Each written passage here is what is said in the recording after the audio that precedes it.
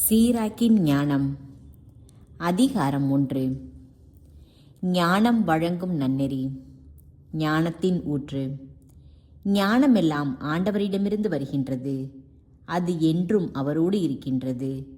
கடல் மணலையோ மழை துளியையோ முடிவில்லா காலத்தையோ யாரே கணக்கிடுவார்? வான்வெளியின் உயரத்தையோ நில உலகின் அகலத்தையோ ஆழ்கடலையோ ஞானத்தையோ யாரே தேடி காண்பார்? எல்லாவற்றுக்கும் முன்னர் ஞானமே உண்டாக்கப்பட்டது. கூர்மதி கொண்ட அறிவுத்திறன் என்றென்றும் உள்ளது. உயர் வானில் உள்ள கடவுளின் வாக்கே ஞானத்தின் ஊற்று. என்றும் உள்ள கட்டளைகளே அதை அடையும் வழிகள். ஞானத்தின் ஆணிவேர் யாருக்கு வெளியிடப்பட்டது? அதன் நுணுக்கங்களை அறிந்தவர் எவர்? ஞானத்தின் அறிவாற்றல் யாருக்கு தெளிவாக்கப்பட்டது?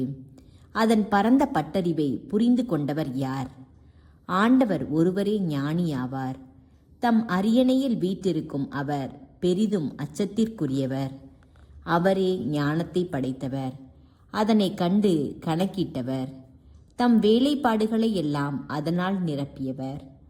தம் ஈகைக்கு ஏற்ப எல்லா உயிர்களுக்கும் அவரே அதை கொடுத்துள்ளார். தம் மீது அன்பு கூர்வோருக்கு அதை வாரி வழங்கியுள்ளார். இறை அச்சம். ஆண்டவரிடம் கொள்ளும் அச்சமே மாட்சியும் பெருமையுமாகும். அதுவே மகிழ்ச்சியும் அக்களிப்பின் மணிமுடியுமாகும். ஆண்டவரிடம் கொள்ளும் அச்சமே உள்ளத்தை இன்புறுத்துகிறது. மகிழ்வையும் அக்களிப்பையும் நீடிய ஆயுளையும் வழங்குகிறது. ஆண்டவரிடம் அச்சம் கொள்வோரது முடிவு மகிழ்ச்சிக்கு உரியதாய் அமையும். அவர்கள் இறக்கும் நாளில் ஆசி பெறுவார்கள். ஆண்டவரிடம் அச்சம் கொள்ளுதலே ஞானத்தின் தொடக்கம். இது இறை பற்றுள்ளோருக்கு தாய் வயிற்றில் இருக்கும்போதே வழங்கப்பெறுகிறது. ஞானம் மனிதர் நடுவில் முடிவில்லாத அடித்தளத்தை அமைத்துள்ளது. அவர்களுடைய வழிமரபினரிடையே நீங்காது நிலைத்திருக்கும். ஆண்டவரிடம் அச்சம் கொள்ளுதலே ஞானத்தின் நிறைவு. அது தன் கனிகளால் மனிதருக்கும் களிப்பூட்டுகிறது. அது அவர்களின் இல்லம் முழுவதையும் விரும்பத்தக்க நலன்களால் நிரப்பிவிடும்.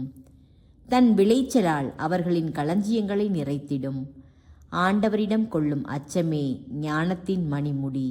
அது அமைதியை பொழிந்து உடல் நலனை கொழிக்க செய்கிறது. ஆண்டவரே அதனை கண்டு கணக்கிட்டார். அறிவாற்றலையும் நுண்ணறிவையும் மனிதருக்கு மழையென பொழிந்திட்டார். அதை உறுதியாய் பற்றி கொண்டோரை மாட்சியால் உயர்த்திட்டார். ஆண்டவரிடம் அச்சம் கொள்ளுதலே ஞானத்தின் ஆணிவேர். அதன் கிளைகள் நீடிய வாழ்நாள்கள். ஆண்டவரிடம் கொள்ளும் அச்சம் பாவங்களை விரட்டிவிடுகிறது. அது இருக்கும்போது சினத்தையெல்லாம் அகற்றிவிடுகிறது. பொறுமையும் தன்னடக்கமும். நேர்மையற்ற சினத்தை நியாயப்படுத்த முடியாது. சினத்தால் நிலை தடுமாறுவோர் வீழ்ச்சி அடைவர். பொறுமையுள்ளோர் தக்க காலம் வரை அமைதி காப்பர். பின்னர் மகிழ்ச்சி அவர்களுள் ஊற்றெடுத்து பாயும். அவர்கள் தக்க நேரம் வரை காப்பார்கள். பலருடைய வாய் அவர்களது அறிவு கூர்மையை எடுத்துரைக்கும். ஞானமும் ஒழுக்கமும். ஞானத்தின் கருவூலங்களில் அறிவார்ந்த பொன்மொழிகள் உண்டு. பாவிகளுக்கு இறைப்பற்று அருவருப்பை தரும். ஞானத்தை நீ அடைய விரும்பினால் கட்டளைகளை கடைபிடி. அப்போது ஆண்டவரே உனக்கு ஞானத்தை வாரி வழங்குவார். ஆண்டவரிடம் கொள்ளும் அச்சமே ஞானமும் நற்பயிற்சியுமாகும். பற்றுறுதியும் பணிவும் அவருக்கு மகிழ்ச்சி தரும். ஆண்டவரிடம் கொள்ளும் அச்சத்தை புறக்கணியாதே. பிளவுபட்ட உள்ளத்தோடு அவரிடம் செல்லாதே.